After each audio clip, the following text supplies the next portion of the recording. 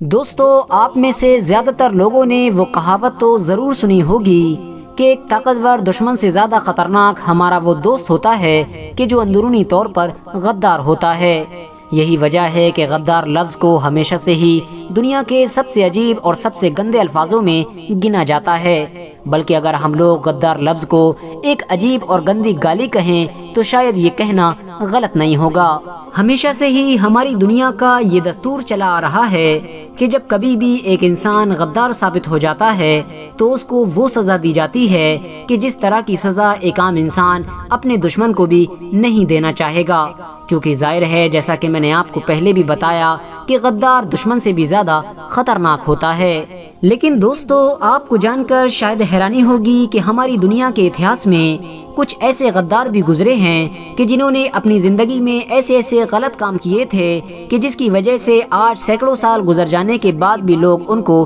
نہیں بھول پائے ہیں، اور آج بھی لوگ ان کو نہ صرف برائی کے ساتھ یاد کرتے ہیں بلکہ ان کی وہ نشانیاں کہ جو ان کے چلے جانے کے بعد آج بھی ہماری اس دنیا میں موجود ہیں ان پر تھوکتے ہیں۔ بہت سارے لوگ تو ان غداروں پر غصہ اتارنے کے لیے اپنی ساری حدوں کو پار کرتے ہوئے ان کی نشانیوں کے ساتھ وہ کرتے ہیں کہ جس کی ہم لوگ امید بھی نہیں کر سکتے ہیں۔ فی الحال دوستو، آج کی اس ویڈیو میں ہم آپ کو دنیا کے اتہاس کے کچھ ایسے ہی چنے ہوئے غداروں کے بارے میں بتائیں گے کہ جن کو اتہاس کا سب سے بڑا غدار مانا جاتا ہے، اور جن کو ان کے بڑے گناہوں کی وجہ سے ان کے چلے جانے کے بعد آج بھی یاد کیا جاتا ہے۔ دوستو، مشہور اور بڑے غداروں کی اس لسٹ میں پہلا نام کن ہوئی کا ہے، وہی کن ہوئی کہ جس کی پیدائش 1091 میں اس جگہ پر ہوئی تھی کہ جہاں پر آج چائنا دیش موجود ہے۔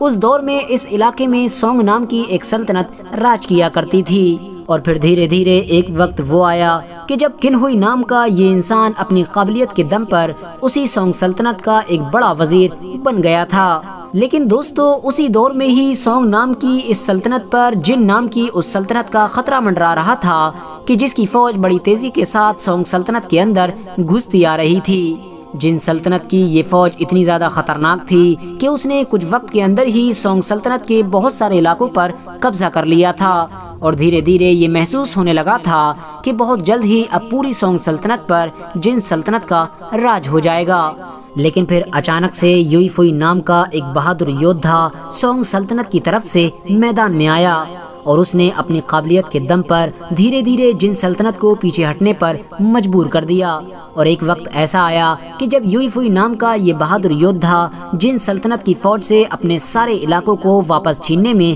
کامیاب ہو گیا تھا۔ لیکن دوستو، دوسری طرف جن سلطنت کو جب یہ محسوس ہوا کہ وہ طاقت کے دم پر یوئی فوئی کا مقابلہ نہیں کر پائیں گے تو انہوں نے دوسرا طریقہ اپنانا شروع کر دیا، اور انہوں نے فوراً کن ہوئی نام کے اس منتری کو ہی خرید لیا کہ جو سونگ سلطنت کے محل میں بہت زیادہ پاور رکھا کرتا تھا،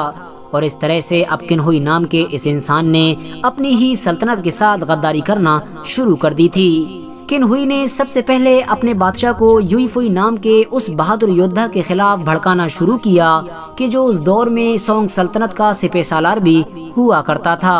اور بادشاہ بھی کن ہوئی کی باتوں میں بہت جلد ہی آ گیا تھا۔ بادشاہ نے کن ہوئی کے کہنے پر یوئی فوئی کو قید کرا دیا۔ قیدی بنتے ہی اب جن سلطنت ایک بار پھر سے مضبوط ہونا شروع ہو گئی تھی۔ دوسری طرف کن ہوئی نے بھی موقع کا فائدہ اٹھا کر یوئی فوئی کو اپنی بیوی کے ذریعے سے اس وقت زہر دیا کہ جب یوئی فوئی سونگ سلطنت کی قید میں موجود تھا، اور اس طرح سے اب یوئی فوئی کی ہمیشہ ہمیشہ کے لیے موت ہو گئی، اور جن سلطنت یوئی فوئی کی موت کے بعد پوری سونگ سلطنت پر ایک بار پھر سے دھاوا بولنے میں کامیاب ہو گئی تھی۔ دوستو، آج سے لگ بھگ 1000 سال پہلے کن ہوئی اور اس کی بیوی بھلے ہی غداری کی وجہ سے ہماری اس دنیا میں موج مستی اور عیاشی کرنے میں کامیاب رہے ہوں، لیکن آج کے دور میں انہیں غدار کے علاوہ کچھ بھی نہیں مانا جاتا ہے۔ چائنا دیش میں جگہ جگہ پر ان دونوں لوگوں کے کئی اسٹیچو بھی بنائے گئے ہیں، جن اسٹیچو پر نہ صرف بہت سارے لوگ کالک پوتتے ہیں بلکہ کچھ لوگ تو پیشاب بھی کرتے ہیں۔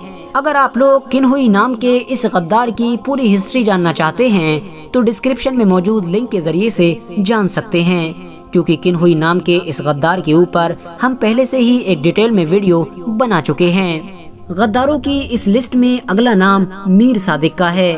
وہی میر صادق کہ جس کے بارے میں اگر یہ کہا جائے کہ اس کی وجہ سے ہی انگریز بھارت دیش پر قبضہ کرنے میں کامیاب ہوئے تھے تو شاید یہ کہنا غلط نہیں ہوگا،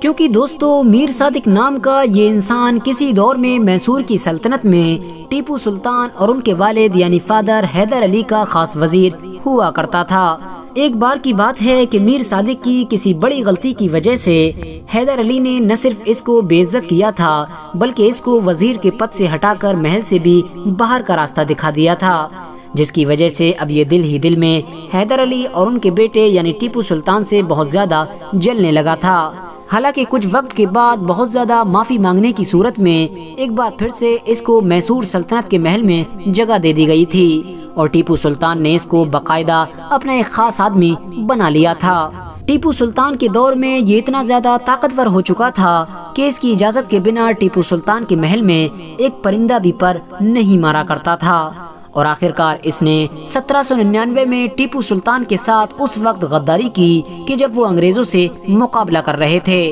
کیونکہ یہ پہلے ہی اندرونی طور پر ٹیپو سلطان کے خلاف انگریزوں سے مل چکا تھا۔ میر صادق کی اسی غداری کی وجہ سے ہی انگریز نہ صرف ٹیپو سلطان جیسے طاقتور انسان کو شہید کرنے میں کامیاب ہو گئے تھے بلکہ ساتھ ہی ساتھ میسور نام کی وہ سلطنت بھی ختم کر دی گئی تھی کہ جو اس دور میں انگریزوں کے لیے سب سے بڑا چیلنج بنی ہوئی تھی،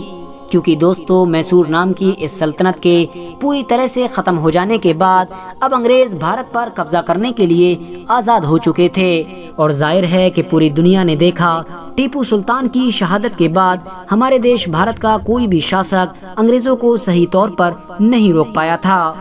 دوستو مشہور غداروں کی اس لسٹ میں اگلا نام بھی ہمارے دیش بھارت سے ہی ہے، جس کو آج پوری دنیا میر جعفر کے نام سے جانتی ہے۔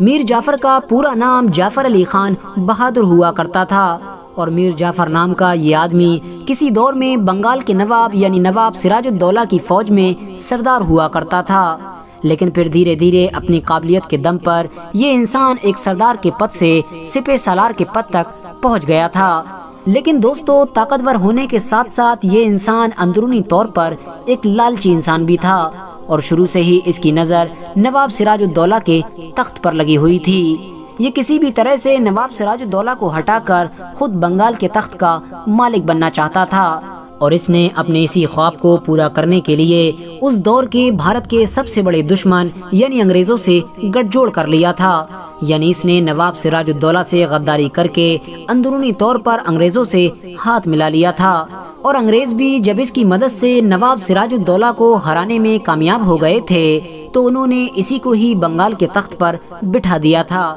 مگر افسوس یہ کوئی نواب نہیں بلکہ انگریزوں کی کٹ پتلی تھا، کیونکہ اندرونی طور پر پوری طرح سے انگریز ہی بنگال کو کنٹرول کیا کرتے تھے، یہ چاہ کر بھی کوئی فیصلہ نہیں لے سکتا تھا۔ اس کے دور میں انگریزوں نے بنگال کی جنتا کو خوب لوٹا، جس کی وجہ سے اب دھیرے دھیرے بنگال میں بھکمری جیسے حالات بھی پیدا ہونے لگے تھے۔ آخرکار جب ایسے حالات کو دیکھتے ہوئے میر جعفر نام کے اس غدار نواب نے انگریزوں کے خلاف چوچرا کرنے کی کوشش کی تو انہوں نے اس کو بنگال کے تخت سے ہٹا دیا اور اس کی جگہ پر اس کے ایک داماد یعنی میر قاسم کو بیٹھا دیا۔ دوستو میر جعفر کی موت بھلے ہی آج سے لگ بھگ 250 سال پہلے یعنی 1765 میں ہو چکی ہے، لیکن اس کے باوجود بھی آج تک لوگ اس کی غداری کی وجہ سے اس کو نہیں بھول پائے ہیں۔ اسکرین پر نظر آنے والا یہ محل کوئی عام محل نہیں بلکہ میر جعفر کا محل ہے، جس کو آج پوری دنیا میں نمک حرام دیوڑی کے نام سے جانا جاتا ہے۔ اس محل کے پاس سے نکلنے والے لوگ نہ صرف اس محل پر تھوکتے ہیں بلکہ دوسری گندی چیزوں کو بھی پھینکتے ہیں۔ فی الحال دوستو اگر آپ میں سے کوئی بھی انسان میر جعفر کی فل ہسٹری کو جاننا چاہتا ہے تو ڈسکرپشن میں موجود لنک کے ذریعے سے جان سکتے ہیں۔ دوستو اتہاس کے مشہور غداروں کی اس لسٹ میں اگلا نام روس کے ایک طاقتور جرنیل یعنی آندرے ولاسوف کا ہے۔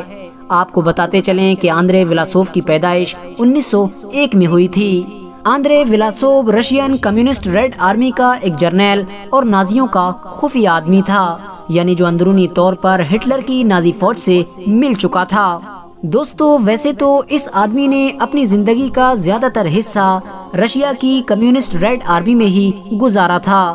اور زندگی میں وقت وقت پر بڑی بڑی کامیابیاں بھی حاصل کی تھیں، کیونکہ دوستو یہ ایک طاقتور اور ہوشیار جرنیل مانا جاتا تھا۔ آپ کو بتاتے چلیں کہ جب سیکنڈ ورلڈ وار میں یعنی دوسرے وشو یدھ میں ہٹلر نے روس پر حملہ کیا تھا تو آندرے ولاسوف روس کے ان گنے چنے لوگوں میں سے ایک تھا کہ جنہوں نے سب سے اچھی طریقے سے ہٹلر کا مقابلہ کیا تھا۔ لیکن آپ کو جان کر حیرانی ہوگی کہ سیکنڈ ورلڈ وار میں ہی جب اچانک سے آندرے ولاسوف نام کا یہ آدمی نازی فوج کے ہتھے چڑھ گیا تو اپنی جان بچانے کے لیے اپنے ہی لوگوں سے غداری کر بیٹھا اور نازیوں کے انڈر میں جاتے ہی اپنے ہی دیش کی فوج یعنی روس کی کمزوریوں کو بتانا شروع کر دیا۔ ظاہر ہے یہ آدمی ایک لمبے وقت تک روس کی آرمی میں ایک بڑے پد پر رہا تھا، اس لیے روس فوج کی بڑی سے بڑی طاقت اور بڑی سے بڑی کمزوری سے اچھی طرح سے واقف تھا۔ اس نے ہٹلر کی نازی فوج کی روس کے خلاف بڑی زبردست طریقے سے مدد کی تھی، لیکن قسمت کا ستم دیکھیے کہ اس کے باوجود بھی نازی کی یہ فوج روس کے خلاف جیت حاصل کرنے میں کامیاب نہ ہو سکی تھی، اور سیکنڈ ورلڈ وار میں ہی ہٹلر کی ہار کے بعد آندرے ولاسوف نام کا یہ آدمی امریکہ کے ہتھے چڑھ گیا تھا۔ امریکہ نے فوراً اس آدمی کو روس کے حوالے کر دیا تھا اور روس نے بھی فوراً غداری کے جرم میں سزا سناتے ہوئے آندرے ولاسوف کو پھانسی کے پھندے پر لٹکا دیا تھا، اور اس طرح سے دنیا کے اس بڑے غدار کا ہمیشہ ہمیشہ کے لیے خاتمہ ہو گیا تھا۔ دوستو مشہور غداروں کی اس لسٹ میں اگلا نام ایفیلیٹس کا ہے۔ یاد رہے کہ یہ وہی خطرناک انسان تھا کہ جس کو ہالی ووڈ کی مشہور فلم یعنی 300 میں بھی ایک ولن کے طور پر دکھایا گیا ہے۔ اتہاسکاروں کے مطابق اس کا تعلق یونان کے علاقے سے تھا۔ اس نے اپنے یونانی لوگوں سے غداری کرتے ہوئے اپنے دشمن یعنی ایران کے بادشاہ سے اندرونی طور پر ہاتھ ملا لیا تھا اور پھر اپنی ہی یونانی فوج کو ایک ایسے سنگل ٹریک راستے پر ڈال دیا تھا کہ جس راستے پر وہ یونانی فوج بڑی آسانی کے ساتھ ایرانیوں کے گھیرے میں آ گئی تھی، اور اس طرح سے ایرانی لوگوں نے چن چن کر گاجر مولی کی طرح یونانی فوج کو مار ڈالا تھا، اور اس سارے قتل عام کا ذمہ دار صرف اور صرف یہی انسان تھا۔ دوستو ویسے تو اتہاسک کتابوں میں اس انسان کے بارے میں زیادہ کچھ مٹیریل موجود نہیں ہے، لیکن اگر کچھ اتہاسکاروں کی مانیں تو یہ انسان شکل و صورت میں بہت زیادہ بدصورت تھا۔ اب اگر بات کریں اس لسٹ میں موجود اگلے نام کے بارے میں تو وہ کوئی اور نہیں بلکہ سعد الدین کوپیک ہے، وہی سعد الدین کوپیک کہ جس کو ارطغرل غازی سیریل میں بھی دکھایا گیا ہے۔ RH نیٹ ورک کے نالجبل فرینڈ سعد الدین کوپیک سلجوق سلطنت کا ایک بڑا اور اہم وزیر تھا، جس نے سلجوق سلطنت کے 2 سلطان یعنی علاؤالدین کیقوباد اور غیاث الدین کیخسرو کا دور پایا تھا۔ لیکن آپ کو یاد رہے کہ سعد الدین کوپیک نام کا یہ وزیر جتنا زیادہ ہوشیار تھا اتنا ہی زیادہ مکار بھی تھا۔ پوری عمر بھر اس کی نظر صرف اور صرف سلجوق سلطنت کی گدی پر لگی رہی تھی، اور پوری عمر بھر یہ ہمیشہ یہی کوشش کرتا رہا تھا کہ کسی طرح سے سلجوق سلطنت کا سلطان بن جائے، اور اپنے اس خواب کو پورا کرنے کے لیے اس نے نہ صرف منگولوں بلکہ صلیبی فوجوں کی بھی مدد لی تھی۔ جبکہ آپ کی نالج کے لیے بتاتا چلوں کہ اس دور میں یہی دونوں فوجیں مسلمانوں کی سب سے بڑی دشمن مانی جاتی تھیں۔ اس کے علاوہ بھی سعد الدین کوپیک نے صرف گدی کو حاصل کرنے کے لیے ایسے بہت سارے کام کیے کہ جس کی وجہ سے خود سلجوق سلطنت ہی کمزور پڑنا شروع ہو گئی تھی، اور ایک وقت وہ آیا تھا کہ اسی کمزوریوں کی وجہ سے ہی سلجوق سلطنت ہمیشہ ہمیشہ کے لیے ختم ہو گئی تھی۔ حالانکہ دوستو آپ کو یہ بھی بتاتے چلیں کہ جب سلطان علاؤالدین کیقوباد کے بیٹے یعنی غیاث الدین کیخسرو کو اس بات کا یقین ہو گیا تھا کہ سعد الدین کوپیک ہماری سلطنت کا سب سے بڑا غدار ہے، تو انہوں نے آرڈر جاری کر کے سعد الدین کوپیک کو قتل کروا دیا تھا اور اس کی باڈی کو اس کے محل کے دروازے پر ہی لٹکا دیا تھا۔ مشہور غداروں کی اس لسٹ میں اگلا نام دندار بے کا ہے، وہی دندار بے کہ جو سلطنت عثمانیہ کی بنیاد رکھنے والے یعنی عثمان غازی کے سگے چچا اور ارطغرل غازی کے چھوٹے بھائی تھے۔ آپ کو بتاتے چلیں کہ اتہاسکاروں کے مطابق ارطغرل غازی کی موت کے بعد جب کائی قبیلے کے سردار ان کے بیٹے یعنی عثمان غازی بن گئے تھے تو ارطغرل غازی کے چھوٹے بھائی یعنی دندار بے نے کئی بار بغاوت کر کے خود سردار بننے کی کوشش کی تھی۔ اس کے علاوہ سلطنت عثمانیہ کی بنیاد رکھ جانے کے بعد بھی ان کے اوپر نہ صرف غداری کے الزامات لگتے رہے تھے بلکہ ایک بار فوج میں مایوسی پھیلانے کا الزام بھی لگایا گیا تھا۔ جس کی وجہ سے آخرکار ان کے خود کے سگے بھتیجے یعنی عثمان غازی نے تیر مار کر ان کو ہمیشہ ہمیشہ کے لیے ختم کر دیا تھا۔ دوستو، مشہور غداروں کی اس لسٹ میں آخری نام بینیڈکٹ آرنلڈ کا ہے۔ آپ کو بتاتے چلیں کہ بینیڈکٹ آرنلڈ 1741 میں امریکہ میں پیدا ہوا تھا۔ یہ امریکہ کا کوئی عام انسان نہیں بلکہ ایک ملٹری آفیسر ہوا کرتا تھا، ایک ایسا ملٹری آفیسر کہ جو نہ صرف پورے امریکہ میں مشہور تھا بلکہ اس کی بہادری کی وجہ سے پورے امریکی لوگ اس کو اپنا ہیرو بھی مانا کرتے تھے۔ لیکن دوستو، ان تمام چیزوں کے باوجود بھی ہمیشہ بینیڈکٹ کے دل میں ایک خیال آتا رہتا تھا، ایک ایسا خیال کہ جو ایک دن دھیرے دھیرے اس کو غداری کی طرف لے گیا تھا۔ اور وہ خیال یہ تھا کہ بینیڈکٹ اکثر یہ سوچا کرتا تھا کہ میں نے اپنے دیش کے لیے اتنے بڑے کام کیے ہیں، آخر امریکہ نے اس کے بدلے میں آج تک مجھ کو کیا دیا ہے۔ بس یہی سوچ کر ہی اچانک سے ایک دن بینیڈکٹ نے جنگ کے دوران برٹش آرمی کے سامنے پیسوں کے بدلے میں ہتھیار ڈالنے کی پیشکش کی۔ برٹش آرمی نے بھی فوراً بینیڈکٹ سے یہ سودا کر لیا، لیکن قسمت کا ستم دیکھیے کہ بینیڈکٹ آرنلڈ کے غداری کرنے کے باوجود بھی برٹش اس علاقے پر قبضہ کرنے میں کامیاب نہیں ہو پائے تھے، کیونکہ برٹش اس علاقے پر کنٹرول حاصل کرتے اس سے پہلے ہی بینیڈکٹ آرنلڈ کی غداری کی خبر امریکہ کے بڑے بڑے افسروں تک پہنچ چکی تھی۔ دوستو، بینیڈکٹ آرنلڈ کی موت کو بھلے ہی ایک لمبا وقت گزر چکا ہے، لیکن امریکہ کے لوگ آج بھی اس کو اس کی غداری کی وجہ سے نہیں بھول پائے ہیں، اور آج بھی پورے امریکہ دیش میں بینیڈکٹ آرنلڈ کو غداری کی پہچان مانا جاتا ہے۔ یعنی اگر ایک انسان دوسرے انسان سے بینیڈکٹ کہتا ہے تو اس کا مطلب یہ ہوتا ہے کہ وہ اس کو غدار کہنا چاہتا ہے، یعنی اس ورڈ کو ایک گالی کے طور پر استعمال کیا جاتا ہے۔ فی الحال دوستو، آج کی اپنی ویڈیو کو ہم یہیں پر ختم کرتے ہیں۔ ویڈیو پسند آنے پر نہ صرف ویڈیو کو لائک کریں بلکہ اپنے فرینڈز کے ساتھ بھی ضرور شیئر کریں، اور اسی طرح کی نالجیبل اور ہسٹوریکل ویڈیوز ہمیشہ دیکھنے کے لیے ہمارے اس چینل کو سبسکرائب کر کے ساتھ ہی میں بیل آئیکن کو بھی پریس کر دیں۔